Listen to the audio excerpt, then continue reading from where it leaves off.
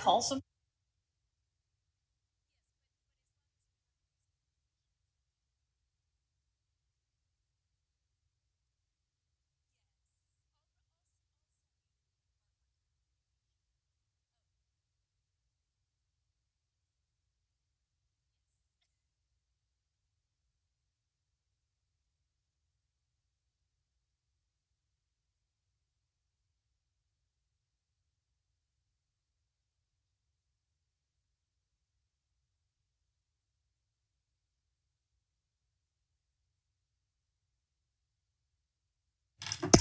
Okay, it's 4:00 and we have everyone that is going to be here is here. So I'm going to call the meeting to order at 4:01.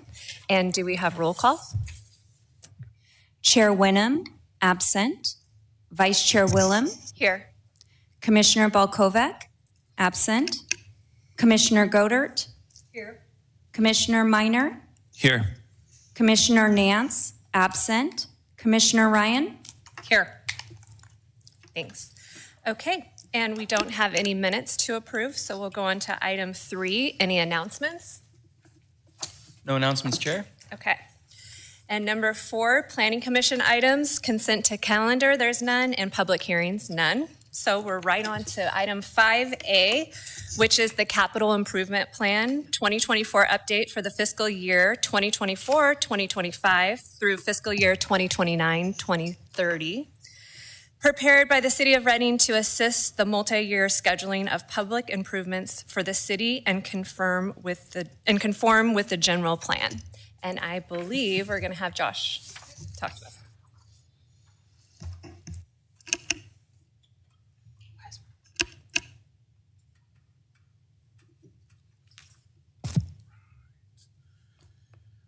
All right. How far do I have to lean forward? Pretty far. Give me a little more. All right, perfect. I know, my voice is a little hoarse. It was a fun weekend. All right. We ready? Can I do it in 3 minutes?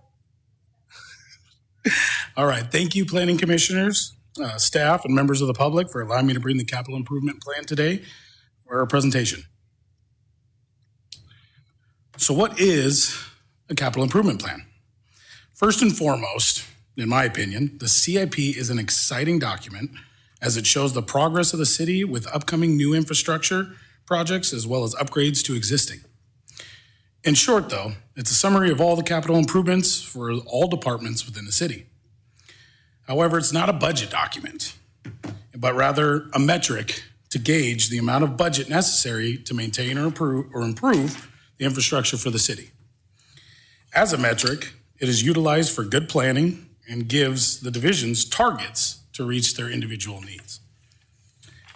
This is a 5-year program of projects that is adopted annually. I know my slide says 2 years, but it's annually, by City Council and is required by Government Code 66002 or the Mitigation Fee Act. Due to the fact that the city currently has this is due to the fact that the city currently has an adopted development impact fee program. So that's why we have to take it annually. So, since it goes to council ultimately, why do we need to bring it to PC? As with Government Code 66002, Government Code 65103C requires the city by law to make findings that the CIP is consistent with the updated general plan. And your role as Planning Commission today is to make those findings. It is also just a good business sense. As some of you know, we were on the commission for the last general plan update. That took a lot of public and your guys' input to get that finished. And that document is the vision of where Reading needs to go. So if that documents the future, then this CIP can be characterized as the roadmaps for the project, for all the projects to make that vision possible. So some of the annual projects that you can see up on the screen, as anticipated, we complete some of them.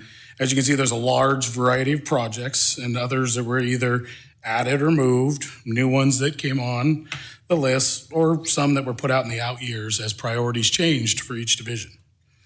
A list of some of the completed projects are shown here, but the divisions, the changes made by each division are, I'll let you guys know right now. Airport completed 3 projects. They moved 7 to the out year, and they added 15 new for a +5 project aggregate. Community Services completed 4 projects and added 5 new.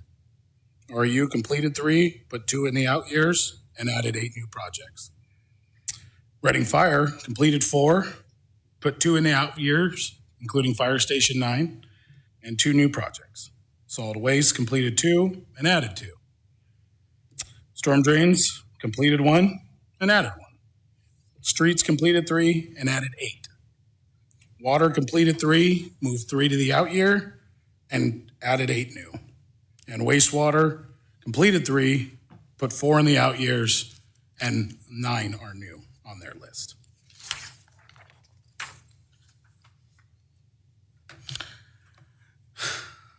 As you can see, a vast majority of the funding for the CIP comes from utility rates and competitive grant programs. But there are 45 different funding sources that make up the $718 million within this 5-year program. Another interesting and new funding source that the city will utilize over the life of this program, and you'll see it there as SRF loan, is the Drinking Water State Revolving Fund, which is being obtained for the Pump House 1 project that was recently brought to this body. The Drinking Water State Revolving Fund program assists public water systems in financing by way of low-interest loans by financing the cost of drinking water infrastructure projects needed to achieve or maintain compliance with the Safe Drinking Water Act requirements. Within the CIP, there are 9 city divisions, which make up a total of 165 different capital investments. As you can see, a good amount of those investments are to the city's utility divisions, as infrastructure continues to age and must be upgraded with changing regulations required by the state and federal governments. So each one of those just listed is how many projects each division has as well, and their breakout of dollars. So what do we have coming? I'm excited for this one, and I think you guys should be too. But this is the new Reading Bike Park that's part of the Caldwell Park expansion. This is just a rendering as the project is still in design. So one of the bigger elements that we have is the transportation element of the general plan. As you can see up at the top, T1 and PF11 are the general plan goals that go towards safe and efficient roadways. Some of the projects that we've been working on, and if you live out Old Oregon Trail, you know that one's going on, is the Old Oregon Trail widening project, which is widening shoulders, drainage upgrades, realign the horizontal curve out there. It's very windy. AC pavement and other miscellaneous items of work. And it was awarded to Tullis Inc. for $2.3 million. Another project on our list that's going to improve efficiency is protected left turns. So what's a protected left turn? So when you get the green arrow, that's a protected left turn. So we're going to be doing a project that is going to take existing intersections and we're going to add that protective left turn, as well as ADA ramps at the corners and adjust the signal and phasing timings to 10 different intersections, more or less around downtown. That engineer's estimate's worth about $1.1 million, and that is a highway safety improvement project grant fund that we received for that.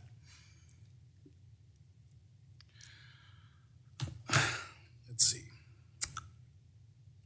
Another part of the general plan transportation element, goals T5, T6, and T8, revolves around bike and ped infrastructure, which requires Fed and state grant support. The city, we've been very, very good about getting these grants, which is the highway safety improvement that I just mentioned, also the active transportation program, as well as many others.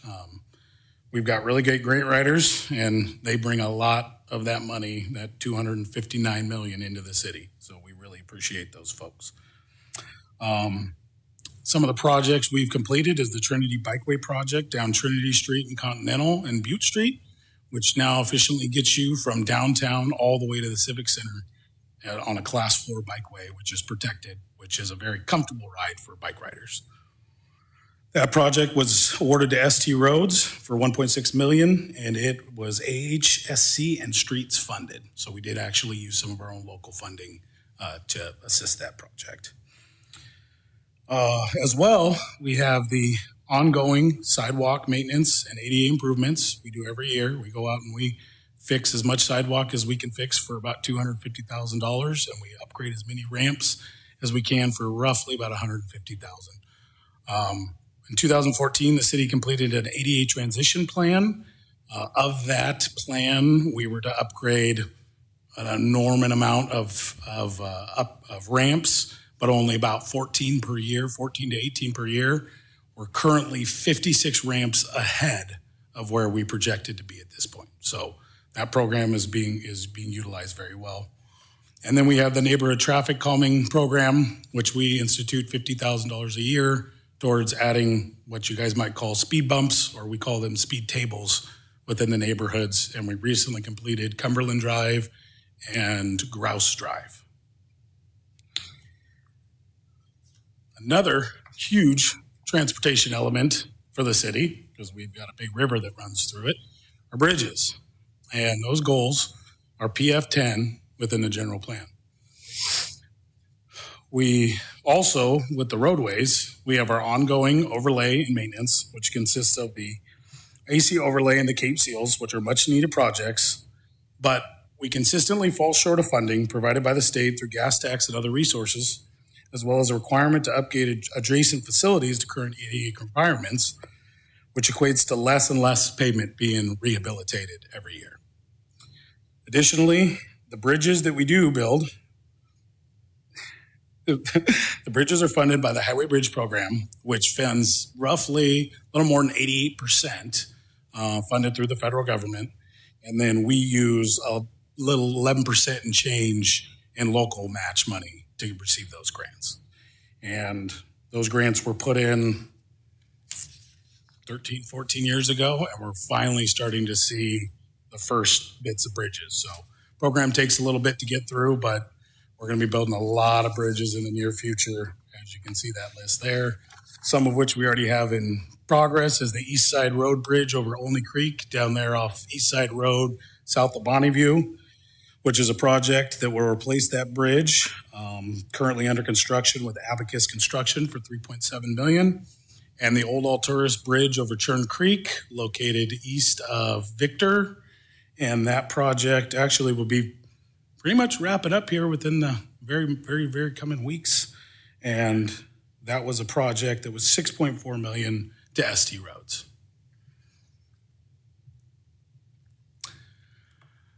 Another goal of the general plan was to enhance our air transportation, which was goal T9. Where am I?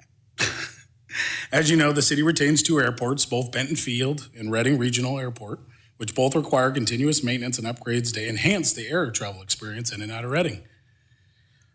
As you all keep yourself abreast of what's going on at council, you'll have noticed a couple council meetings ago, we awarded the Runway Rehabilitation and Navigation Aids Project, or more officially, Runway 16-34 and Taxiway Connectors Rehabilitation in Magvar.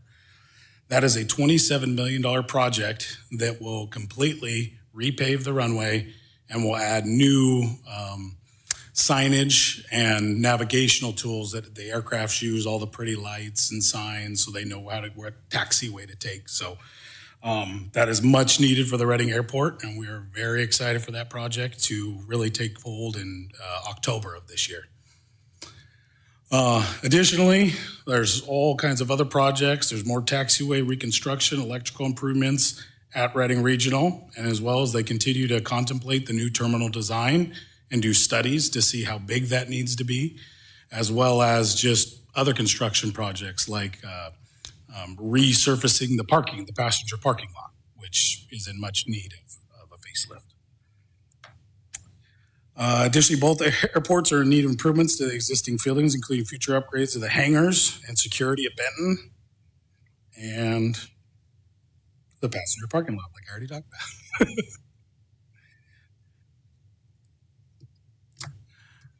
The recreation element of the general plan included trails and park improvements, and that's R12 through R9 and EJ6 were the goals in the general plan. And community services has been tasked with maintaining and upgrading our trails and parks, and that group does a fantastic job, in my opinion, in obtaining grants and utilizing the general funding that they have in creative ways to provide the best facilities for our communities to play in, since we live, play, and work in Reading. Two of the projects that are due to be, well, one is now actually complete, but is still within the CIP, which is Shastina Ranch Park over off of Shasta View and Airport Road, as well as what I hinted at earlier, the upcoming Caldwell Park expansion, which is hoped to bid this year, which will add parking lot restorations, new playground equipment, exercise equipment, inner park walkway improvements, and a new bike track near the existing pump track. My son is excited. This project is estimated at $5 million, and it includes various state grants and park fees to construct. As part of the general plan, public facilities and services equate to the utility infrastructure and services, and you have REU and solid waste, otherwise known as the dry utilities. And those divisions have vital infrastructure that the community relies on, and like all the Reading utilities, have ever-changing legislature and that require new facilities or upgrades to the existing to maintain compliance. For REU, upgrades to the city's power plant to meet the changing regulation, converting overhead utilities to underground for system resiliency, and general system improvements, aging infrastructure are core investments within this current CIP for REU. For the solid waste division, while its CIP list is small, many of the projects are due to the changes in legislation of the organics material disposal and recycling. But some, like the material recovery expansion, or MRF, as we call it for short, is geared towards efficiency and greater output of recycled material processing with the uses of advances in recycling technology and equipment. The MRF project is valued at roughly right now $3.2 million, and we will utilize grants to complete that project. The other side of the house is the wet utilities. Wastewater, storm drain, and water's primary focus for this CIP continues to be upgrades and replacements of the existing infrastructure to further strengthen the city's resiliency of the different systems.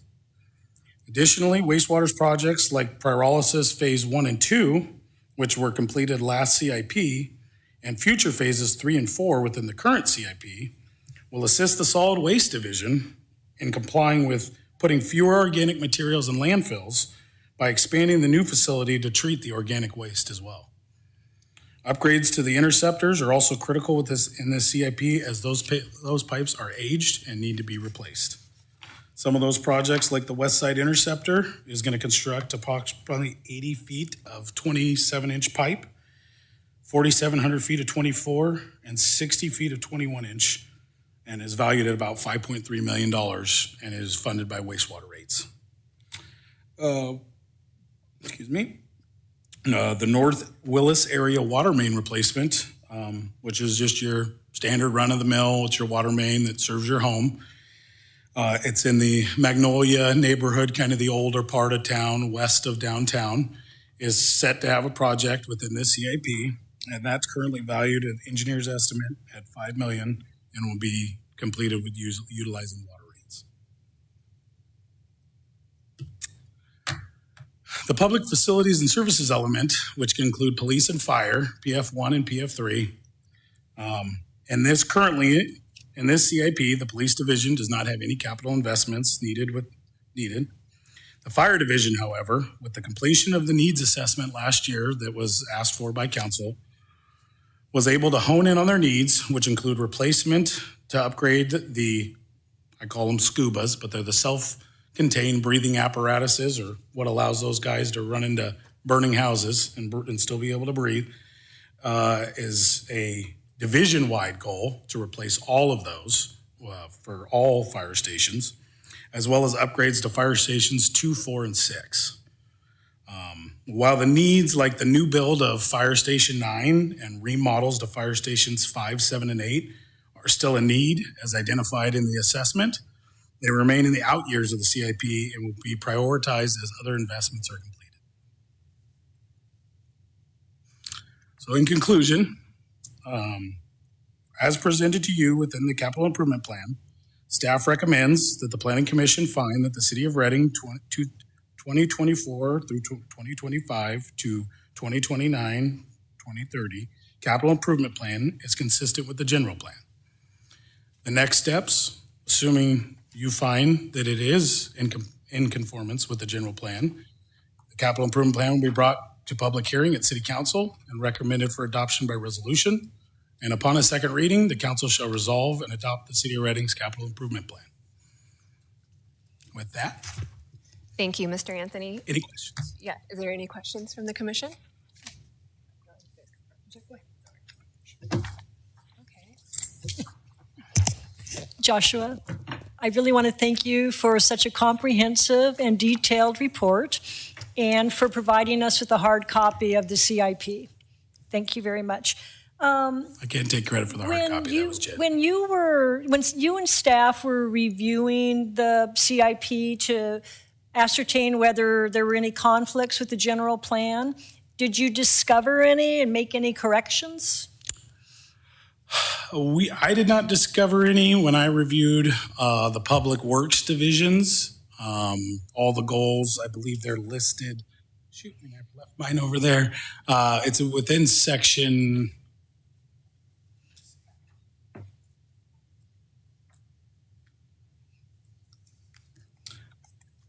So within section B, the start of it, the general overview text, you'll see each division within the city.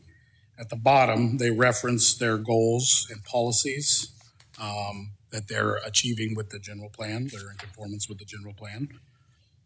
So each one of those, so each division reviewed their own. Okay. But for public, I can speak for Public Works. We didn't find any Okay. inconsistencies. Very good. So each sector, like airports, wastewater, whatever, there's a project summary in the report for each sector. And I was wondering, are those prioritized? Like the first one's the priority? The reason I ask is because the construction dates are not in chronological order. So I was wondering if they're prioritized. Yeah, they're not prioritized by construction. It's just the naming designations that each division's assign their projects just go alphabetically and numerically. So really what you're looking for, the prioritization is the year. So 24, 25 should be being completed now. 25, 26 will be after July 1st and then so forth. So really, yes, it's just, we used naming, each of us used different naming conventions. Okay. So you gotta Thank you for that. Hunt and peck. And then are the 24, 25 projects fully funded? Yes. Okay, and how about the 25, 26? Correct, yes. Okay. The projects in the first 2 years of the CIP are projects that are fully funded. Years 3 through 5 are projects that were either partially funded or we're looking for additional funding sources such as grants. Okay, very good, thank you. Yep.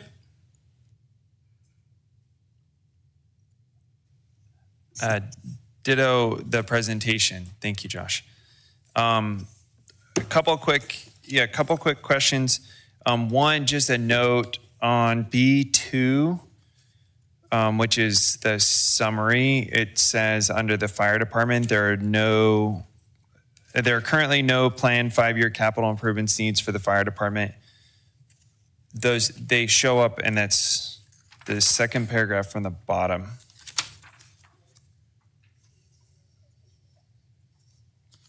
Packet page 14. Sorry. There we go. There's 2 page designations. Oh, do we gotta? I believe that's just that would be a typo or something because they show up later. Oh, there. I'm sorry. I was looking for RFD and I was not looking for public safety. Yeah, I follow you now. Oh yeah, under public safety and then under the fire department. Yes. Everyone see that? Right here. Yeah. Yes. Yes. But then the fire department has projects later on in the. Correct. So. We will need to correct that. Just want to make sure somebody made note of that. No, thank you. And then I'm just going to rattle off a handful of questions, and Josh, you can say, somebody else needs to take this on. But as far as with the police department, I understand that some of this is stuff that we really, really need to do, and sometimes we throw things in here that are a bit aspirational. Is that true? Because there may or may not get, we may or may not have access to like future grant funding or things like that. Is that fair to say? Yeah. So those projects that are in that kind of year 3 through 5 range, I would think they're aspirational. But they are a need. So these are needs that each one of these divisions needs to complete. They're just not funded or. Right. Yes. So the reason I bring that up is I noticed that 2 other categories that didn't have any projects, police department and building maintenance. I can't imagine, seeing all the facilities around here, I can't imagine there's not some kind of building maintenance that needs to happen in or around City Hall or at some of the various facilities that we have. And I know this is not, like trivial building maintenance. You guys just painted the buildings, but, roofs and HVACs and things like that. As well as the police department. So I think my question was, would it be prudent of us to put things in, even if they're later on, knowing that we may not have funding identified, but to have those in the plan later on as aspirational, knowing that I know there's going to be needs coming up with our facilities.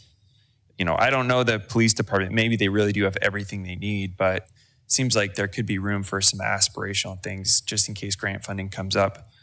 And I also know we'll get to review this in a year or two. So maybe we get a chance to keep sliding stuff in as it comes. But. So for some of the building maintenance stuff, so building maintenance falls underneath community services. So if you look at some of the community services projects here, the Bernie Library Infrastructure Grant, right. Those are some of the facilities, right? The Reading Library that we take, the Building Maintenance Division has to take on. So some of those projects would be included if they're large enough to be as such, right? If we're doing a small remodel over here at City Hall, it's probably not going to make this list. Okay. So some of the larger building maintenance, like the MLK Junior Center, is one where that's a facility, right? The building facilities takes care of it. Right. Yeah. So, but police for now, at least as identified to us, that new building got built over there. They've got all of their toys. Right. Yeah, and they're happy. Yeah. Yeah, their equipment too isn't like a fire truck that's $1 million. So it's more of police vehicles, smaller investments. That doesn't necessarily need to make this list. Correct. Okay. Okay. Going to REU stuff for a little bit. Mm-hmm. Do you know what is system financing? That was on B21. Let me see if I can find the package page 2033. But it has system financing as a source of, as a funding source for the REU or the utility rate stuff. What is system financing? That's a great question. I would have to get back to you on that. Is that unless like Jeremy knows? some kind of maybe Well, bonding I hesitate. for it? Yeah, I would just throw out a guess, but that we did just recently go out for a significant amount of bonds of $60+ million, I believe the utility went out for. Mm-hmm. So I'm guessing it's financing through that mechanism. I don't know if our folks out there know, James, if you know. That's an educated guess, but I can't be certain. Okay, well maybe.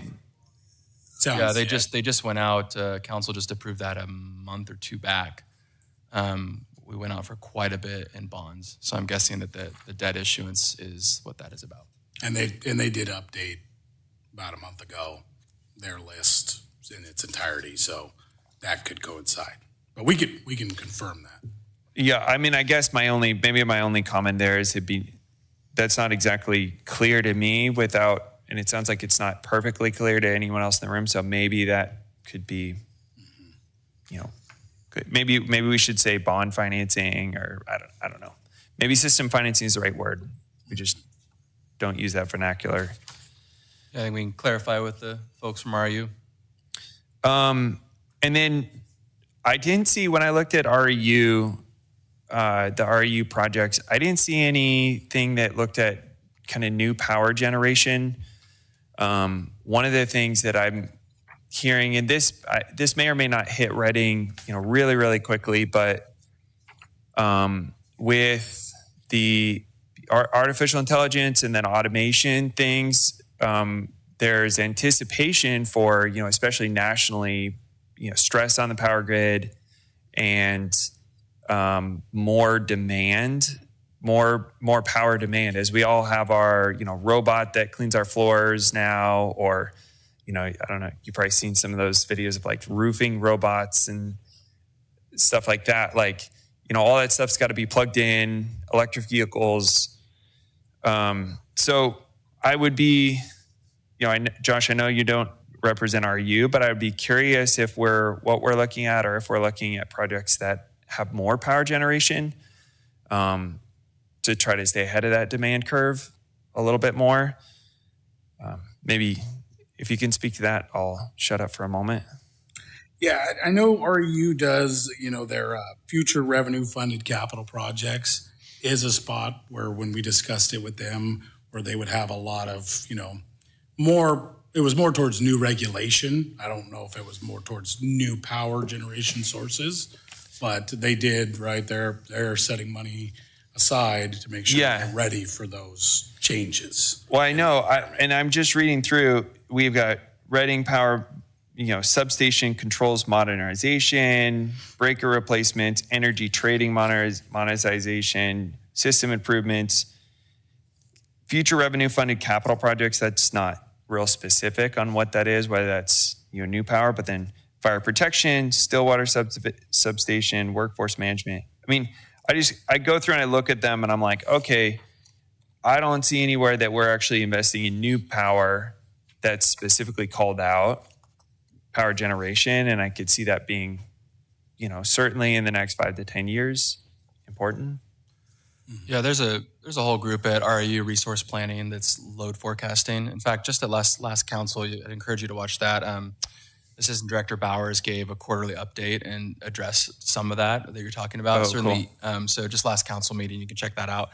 But yeah, load forecasting is a big part of what they do. I know our hydro contract is really good. Our power plant's in really good shape. We got the turbines they can fire up for peak demand. They're actually in talks too with a private developer to do utility grade solar tie-in, where to increase our renewables portfolio. The state requires us to have a certain amount of renewable energy. So they're really good over there. Are you doing the load forecast thing? Certainly EVs, like you mentioned, have been a big thing the last 5 to 10 years, and they expect that demand to just continue to climb. So in terms of resource planning, I think it has a kind of a J curve, hockey stick impact is at least some of the, nationally expected. Right. So a lot of what you might see in the CIP, and I'm not an expert like Josh and his team are, but would be more of there is a tremendous amount of maintenance and capital investment needed to keep the grid up and running. But in terms of load forecasting and power generation, REU sort of handles that in their shop. And again, last council meeting, Assistant Director Bowers did touch on that some. So I'll have to check that out. Yeah, check that out. In our funding sources, I know there's some talk about a sales tax proposal. We're not assuming that that's passing. This is kind of budgets as is. Correct. Yeah, this is what we have status quo as of right now with current funding sources. Yeah. So that is not in our purview. I'm nearing the end. Trust me. One that's squarely in your, or more in your court, Josh. Long-term plan for waste management, it looked like the document talked about our landfill facilities being good through 2030 was kind of a project, I think I read that right.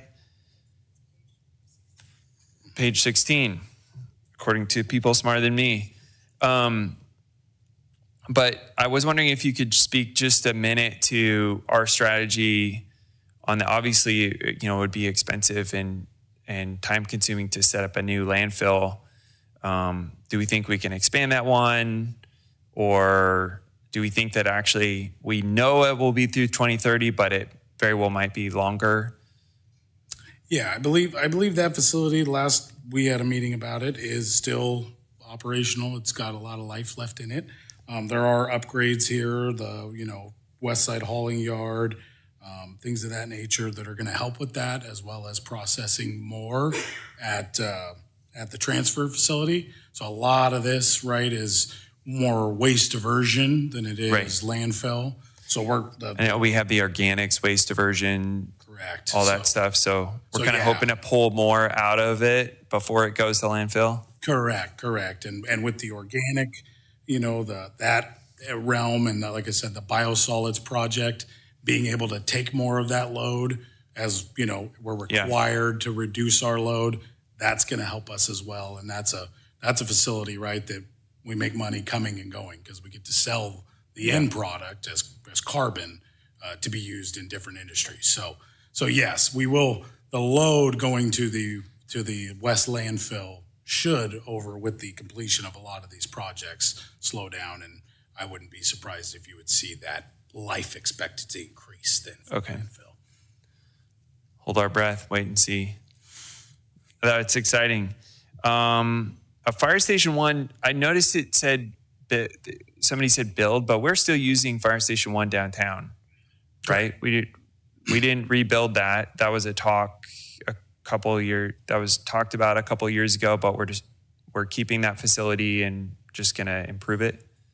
So Fire Station 1 is an interesting, right? As Cameron Middleton, former commissioner, would say, that's a historic building and there's always so many upgrades you can do. So there has been some work within our engineering shop to look for a new location within the downtown area that can still meet the demand. But right now, Fire Station 1 is functional, operational, and meets the needs. So that's why you'll find Fire Station 1 build in actually the out years. There's a Section D of the packet, and so that's where that one's going to live, and until the need becomes, more of a priority. So all the ones currently are fire's priority. Okay. I think that's it for me right now. Thank you very much. Okay, so I didn't do a lot of homework on that one because that wasn't my thing. But I looked a lot at the streets part. Mm-hmm. So if we could kind of zoom over to streets a little bit. Yep. I showed up obviously after your whole general plan situation. Super sorry I missed all that. It sounds like it was probably tons of fun.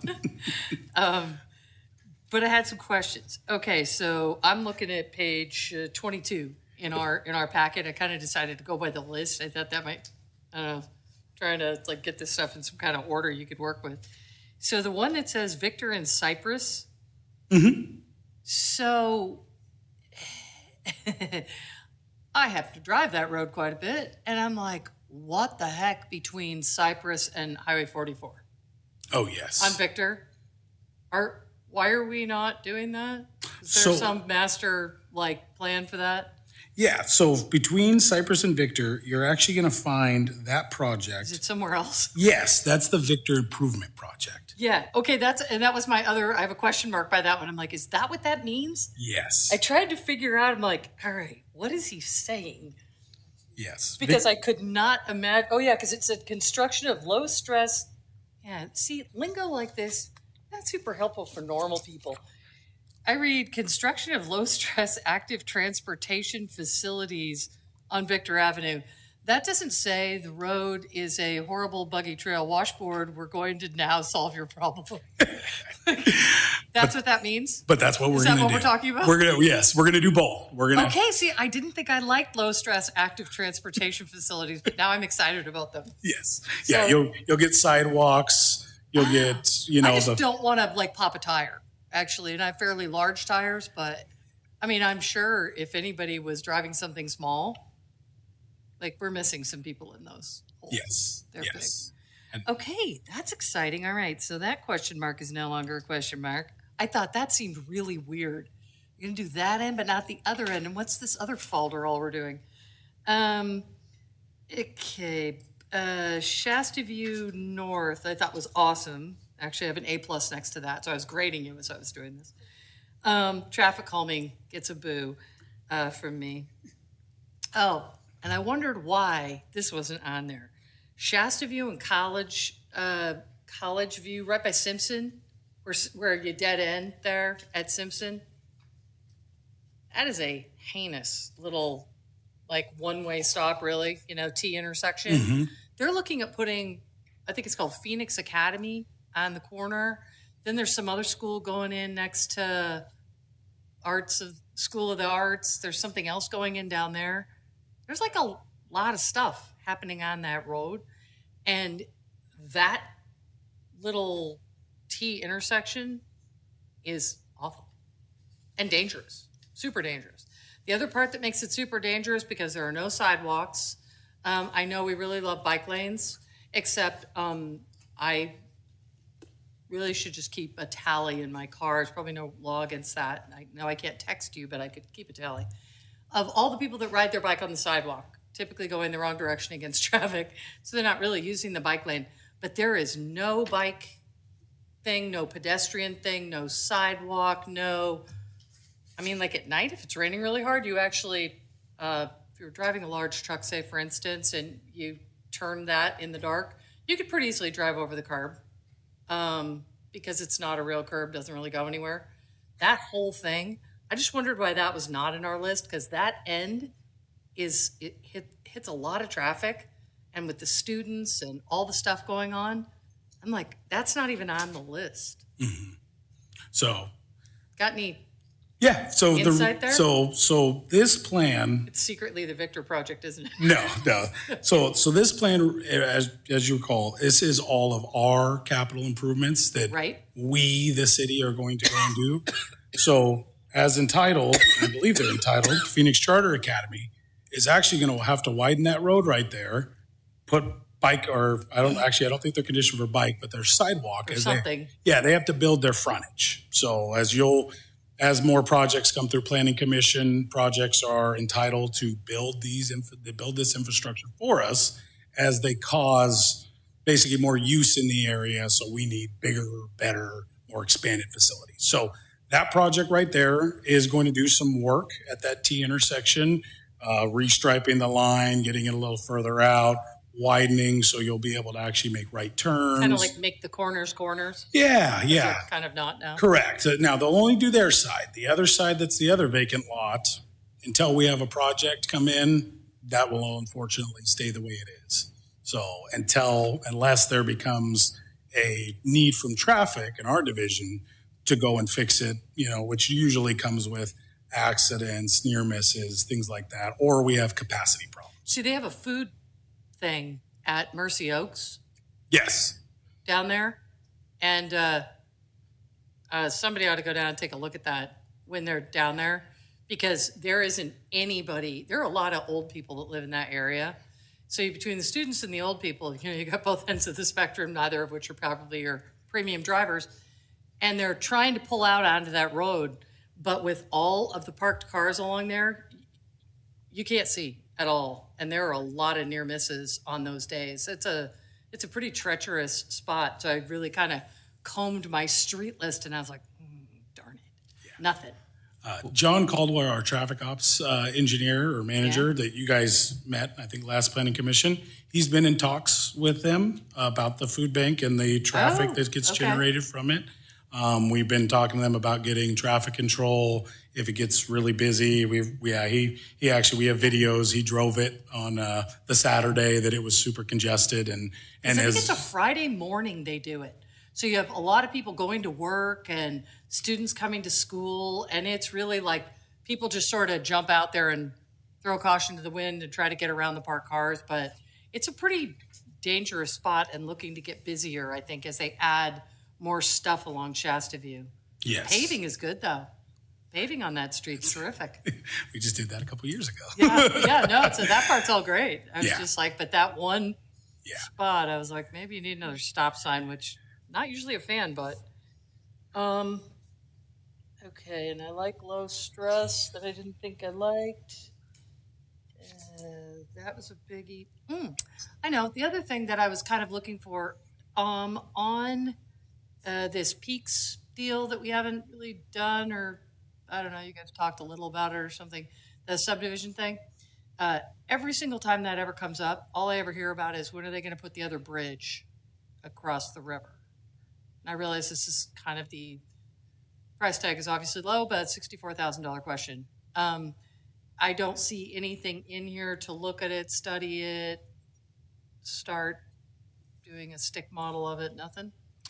Yeah. Are we doing that? Currently, the roads that are up in that area, Keswick Dam and Quartz Hill, handle the traffic adequately. I mean, some would argue in a case of emergency they don't, and that's understandable. Roads aren't designed for emergency, 50,000 people leaving at once. We designed for the peak demands, AM peak and PM peak. So currently those roads are adequate to serve that area. As more development occurs, there could be a need, which then that development could trigger another access route. They would have choices at that time to build a bridge, or as, like I said, more maybe regulation shows up with the fire mitigation, it could become a city issue. But right now, we currently have capacity on the roadways up there, so the bridge is not needed. Okay. Yeah, and I might just add, I think the bridge discussion is a good one, and also to your comments, Commissioner Ryan, about Shasta View. Generally, as Josh alluded to, we sort of operate in the realm of development pays for itself, right? So as development occurs along the Shasta View corridor, as they get entitled, they're conditioned on development to make up for the impacts that they have on our roads and on our traffic networks.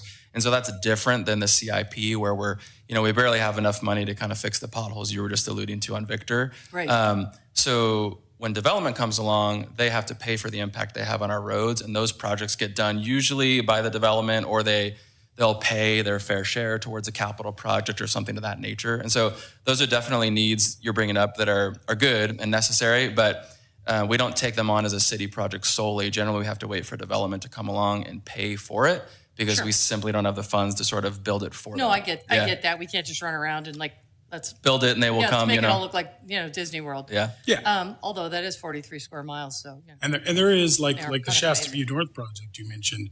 That was Say again. the Shasta View North project. Yes. That was conditioned, a portion of it, as part of the holiday development. So the city and the developer, the council decided we could work together, and they paid almost $1 million of what they were going to construct as far as their traffic mitigation. And then we also brought in traffic impact fees to cover the delta, so we could actually do the project that's needed. That makes sense, because that strip is silly, and with the shopping Yes. center, it's actually kind of horrible. Yeah, that one corner is just not well signed. The turn lanes aren't good. So I mean, even if they just kind of went out there with some paint, might help a little bit. It's a little vague, but there's a lot of traffic, and I wasn't sure if the Phoenix thing was going to be a thing. They have a sign, But but it's entitled, so you have an entitlement for that project and conditioned, as well as Reading's School of the Arts wants to do a high school expansion. yeah, I saw that. They're currently in portable buildings on that site, but they're entitled as well.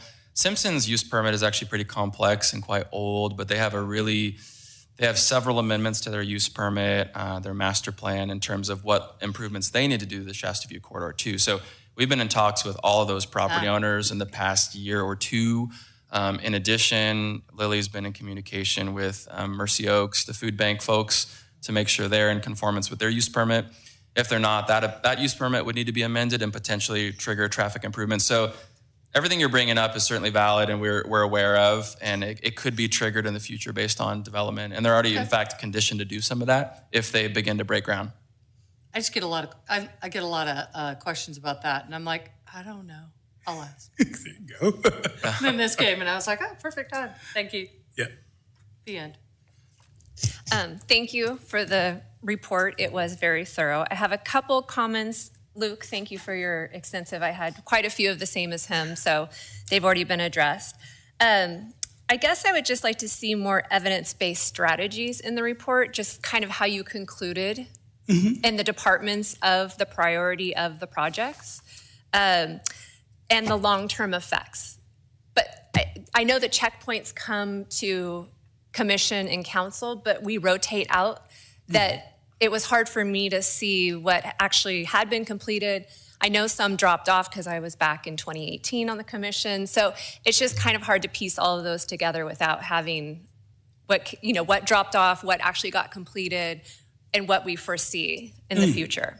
That's just a comment. Your report is so extensive that would probably be really long, but it does help, like the roads and the police station or fire department. I know that's a huge community concern, and it's alarming when it says there's nothing for the next 5 years. So that, just to have some why, that would help. I think that is my comments. So unless anybody has anything else. No? Okay.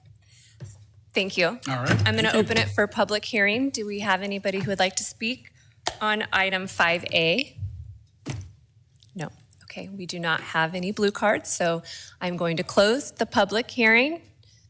If you have a comment, you have to fill out the blue card in the back and submit it right up here. Okay. Do we have a motion? Do we have a? Madam Chair, I'll make a motion. Okay. I move that the Planning Commission find that the City of Reading's 2024 through 2025 to 2029, 2030 capital improvement plan is consistent with the general plan, and that the Planning Commission find it so. Thank you, Michelle. Do I have a second? I'll second. Thanks, Erin. All in favor? Aye. Any opposed? Okay, the motion carries. Thank you. Okay, 7 commissioner comments. Any comments from the commissioners? There's very little of us today. Director's report. Madam Chair, we skipped 6. Oh, we did. Yeah, Oh, item- that's right. We skipped the words out of my the mouth. 6 public comment. Do we have anybody who would like to have public comment? Again, fill out a blue card in the back and submit it up here, please. Or did you want him to come give you your name? Okay, yep. So no blue cards are up here. Do you want to fill out a blue card, sir?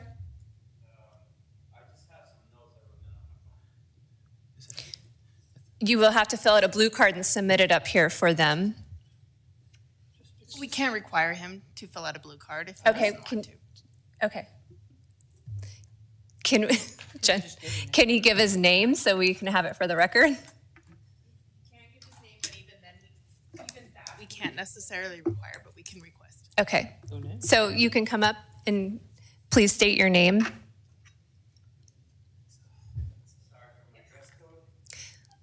That's okay. There's a microphone right over there with the green light on it where they were just speaking. Yes, so we'll set a timer when you start speaking, sir, for 3 minutes. Wow. It's official. My name is Alexander. I'm from SAC. I was passing through Chico a couple days ago and making my way to Oregon. It's a little cooler there by the hills, the crags and the mountains. Just a couple pointers, just something from my background, my construction background. Stopped by the Reading City Hall fountain, noticed it was off. Okay. Something interesting I thought maybe it would be worth a try be the parking misters, like sprinklers, but also like a finer mist. It's very dry here, but I understand I'm from SAC. I'm used to a little bit of a cooler climate. And then I also noticed that the flowers were not dusted. Maybe add a little bit of compost to them. Drinking fountains, some of the fountains weren't working when I was driving around on a bike. And I noticed that the transition between the bridge when you're going on a bike, it's not smooth, like a straight shot. You have to, maybe if you could like have somebody get on a bike and go from one bridge side to the other, and make it just like a nice even.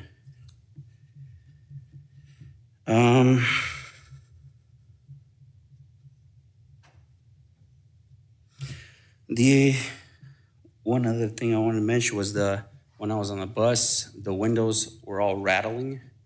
It was very irritating.